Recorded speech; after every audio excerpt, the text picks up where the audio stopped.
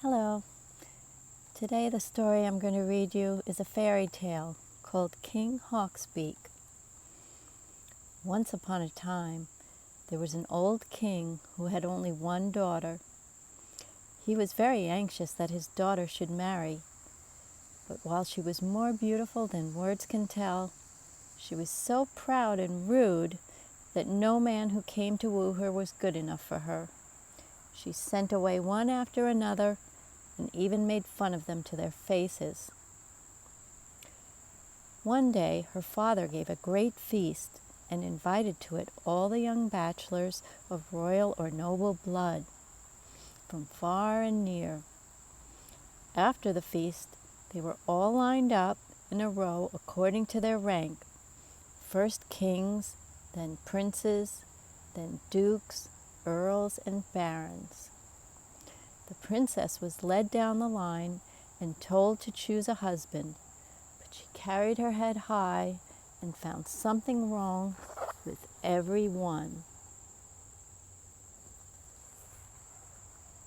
The first was too fat. "You're too chubby, too round and tubby," she sneered. The next was too tall. "Long and lean, close and mean." The third was too short. "Stout and short, not my sort." The fourth was too pale. "What a gawk, white as chalk." The fifth, who kissed the hem of her dress, was too red. "Don't peck my frock, you turkey cock." The sixth was not straight enough to suit her. "Why should I pick a crooked stick?" So she went down the line, making her saucy rhymes. But she saved her choicest mockery for one young king, who was the wonder of the world for beauty and strength, but whose nose was the least bit hooked. He would have gladly asked her to be his queen, but she brushed rudely by him with the rhyme, "Why should I stay for the silly talk of one whose nose is the beak of a hawk?" After that, he was always called King Hawksbeak.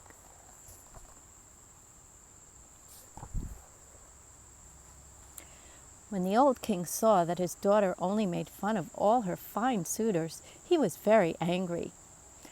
"By my beard," he swore, "the first beggar who comes to the door shall be her husband."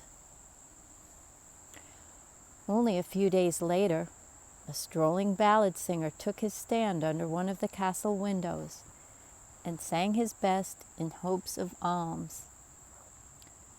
When the king heard him, he said, "Let the fellow come up here." So the beggar was brought in, ragged, stooping, with wild hair and whiskers that almost hid his face. He sang to the king and the princess all the ballads he knew, and then held out his torn hat for coppers, or perhaps a bit of silver. The king said, "Your song has pleased me so much that I will give you, instead of money, this daughter of mine for your wife." The princess cried out in disgust and dismay, but the king said, "I have sworn by my beard that you, too proud for royal suitors, should marry the first beggar who came to the door. That oath cannot be broken."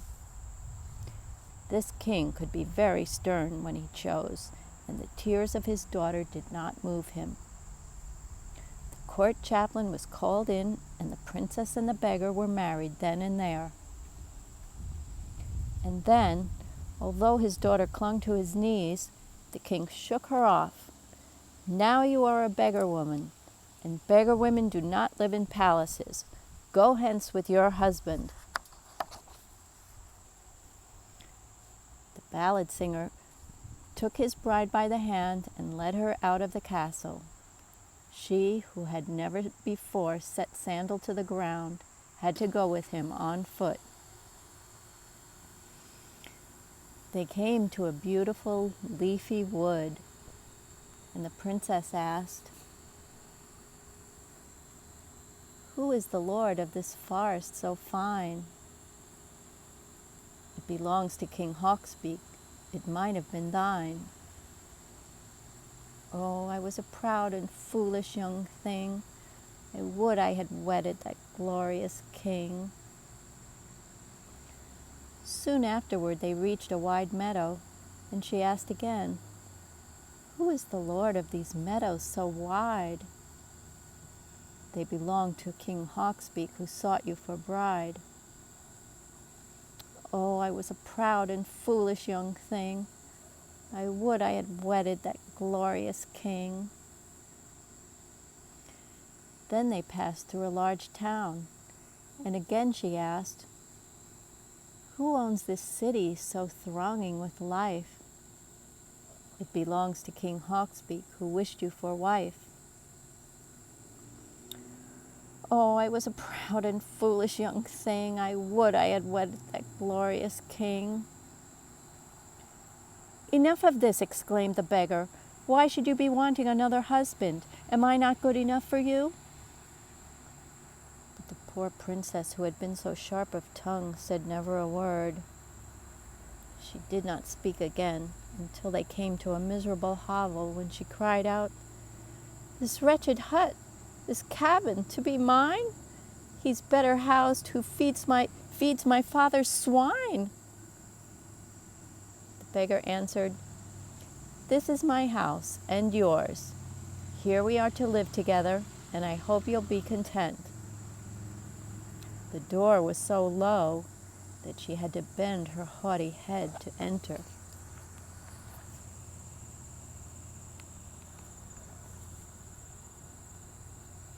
All was dark and empty within. "Where are the servants?" she asked.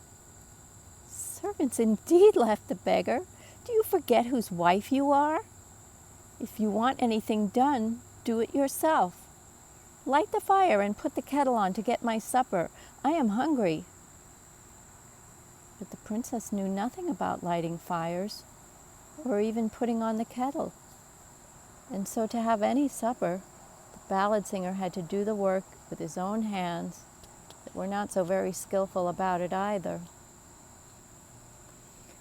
It did not take long to eat the black bread and cabbage soup, which was all they had for supper. The bed was of straw with a log of wood for a pillow, but the princess was so tired she slept soundly and was by no means ready to waken when the beggar made her get up. All day long he kept her busy scrubbing the poor house. They lived like this for a few days, until their bread and cabbages were all gone. Then the beggar said, "Wife, this won't do any longer. We can't live here without working. You shall make baskets." So he went out and cut some rushes and dumped them down before her. The princess began to weave them as best she could, but the stiff rushes bruised her tender hands.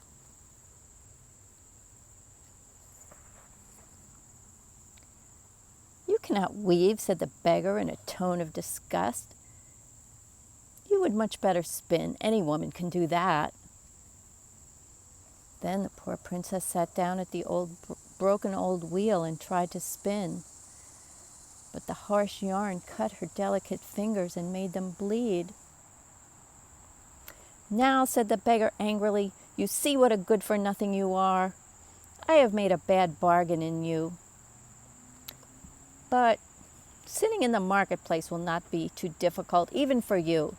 I will get some crockery, and you shall offer it for sale." "Alas, how can I do that?" thought the unhappy princess. "If those before whom I have held my head so high should come and see me sitting in the marketplace, offering pots for sale, it would be their turn to scoff." But she dared not disobey her husband for fear he would leave her to die of hunger. Her first day in the marketplace was not so bad. People willingly bought of her because she was so beautiful, and they paid what she asked for her wares. Nay, some even gave her the money and left her the pots as well.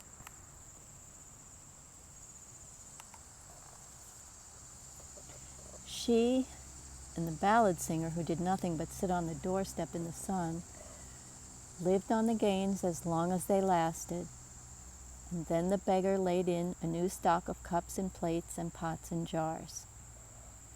The princess took her seat at the entrance of the market and began to cry her wares in a low voice. But before she had sold a thing, a soldier on horseback came galloping up and rode right over her crockery. Crash, crash! Cups and plates and pots and jars were broken into 1,000 bits. The princess began to cry and was so dismayed that she stopped only to pick up the 2 unbroken pots. "What will my husband say to me?" she cried. Home she ran, and with tears and trembling she told her story. "Stupid! Who would ever think of sitting at the entrance of the market with crockery?" he said. "Stop that crying. I see you are no manner of use for any decent kind of work. I have been to our king's palace and asked if they do not want a kitchen drudge, and they promised to give you a try. You will get scraps enough to feed us both at any rate." So the princess became kitchen drudge in King Hawksbeak's palace, and she had to wait upon the cook and do all the dirty work. At her husband's bidding, she hung from her waist, one at each side, their 2 unbroken pots, and in them took home all the scraps and leavings. On these they lived, and many a crust and many a rind did the princess gnaw, which she would scarcely have thrown to a dog in the days of her pride. One morning she heard that the sister of the young king was to be married that evening. The cook made her stay late to help, but at last gave her a few moments of freedom, and she dragged herself upstairs and stood behind a door to peep at all the splendor. When the rooms were lighted with their thousands of candles, and she saw the guests streaming in, each one more beautiful than the last, she thought with heavy heart of her sad lot, but she blamed only herself for her pride and rudeness, which had lost her such happiness and brought her to such trouble. Now and then the upper servants, as they passed, threw her bits from the savory dishes they were carrying away from the feast, and these she put into her pots to take home. All at once, just as the dancing began, a splendid lord came in. He was dressed in silk and velvet and wore a gold chain about his neck. He spied the beautiful woman who was hiding behind the door, seized her by the hand, and though making a wry face at her shabby gown, asked her to dance with him.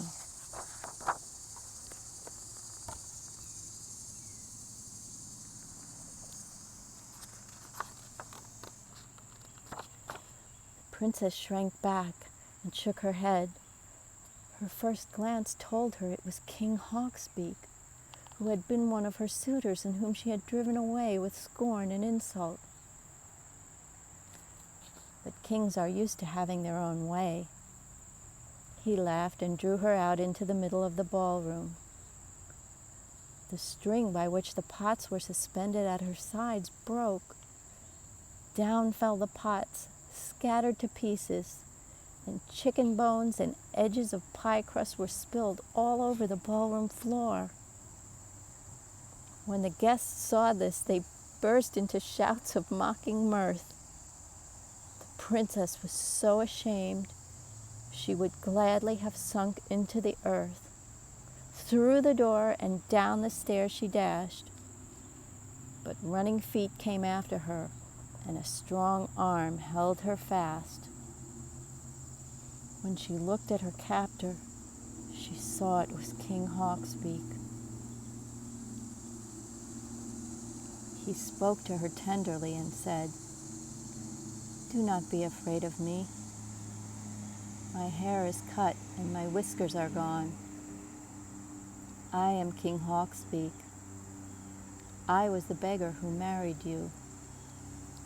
I was also the soldier who rode over your crockery. For love of you have I done these things, that your beauty might be made perfect by sympathy and gentleness. Forgive me, my queen, for all I have let you suffer. She wept bitterly and said, I was very wicked, and I am not worthy to be your wife. But he answered, Be happy. Those evil days are over, all left behind us with our broken pots. Now we will celebrate our true wedding. Then came the waiting women who clad her in bridal raiment.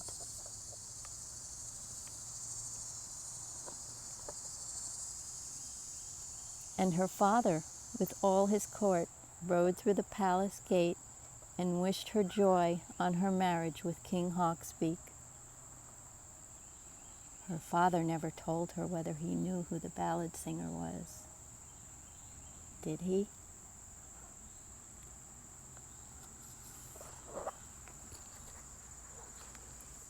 Thank you for listening.